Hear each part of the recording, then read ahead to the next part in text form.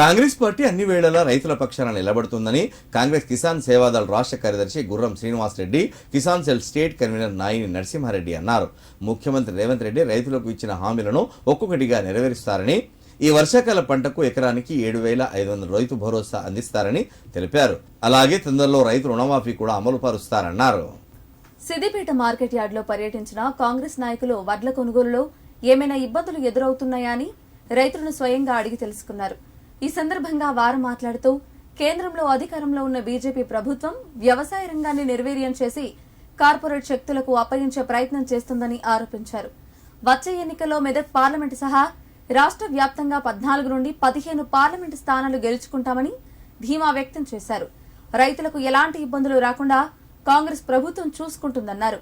వారి వెంట కాంగ్రెస్ నాయకులు మందా పాండు, రాజేశం గౌడ్, మైపాల్ రెడ్డి ఉన్నారు. కాంగ్రెస్ పార్టీ అధికారంలో వచ్చిన తర్వాత ఆయన 6 గ్యారెంటీలు తీసుకొచ్చిండు. అదేవిధంగా రైతుల కోసము రుణమాఫీ 2 లక్షలు చేస్తామన్నాడు. ఈనాడు అధికారము కోల్పోయి వాళ్ళ మతిస్థిమితం లేకుండా మంత్రులు, మాజీ ముఖ్యమంత్రులు అవాకులు చెవాకులు చేస్తూ ఉన్నారు.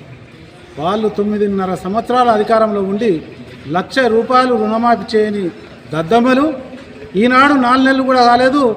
2 లక్షల రూపాయలు రుణమాఫీ ఎప్పుడని, మరి రైతులకు బోనస్ ఎప్పుడని, 1000 కోట్ల రూపాయలు లోటు బడ్జెట్ చేసి రాష్ట్రాన్ని అవకతవకలుగా పాలన చేసి, మరి అదేవిధంగా ప్రాజెక్టుల పేర్ల లక్షల కోట్లు తిన్న నాయకులు వాళ్ళ ఉనికిని కాపాడుకోవడానికే ఈనాడు కాంగ్రెస్ పార్టీపై బురద చల్లుతున్నారు. మరి ఒకటే చెప్తా ఉన్నారు, ఇక్కడ ఉన్న మాజీ మంత్రికి నువ్వు ఉన్నన్ని రోజులలో 9 మాసాల క్రితము వడగళ్ల వాన పడితే ఏ ముఖం పెట్టుకొని ₹1 కూడా ఇవ్వలేదు. ఇవాళ ఏ విధంగా కాంగ్రెస్ పార్టీని ప్రశ్నిస్తున్నామని మేము అడుగుతా ఉన్నాం.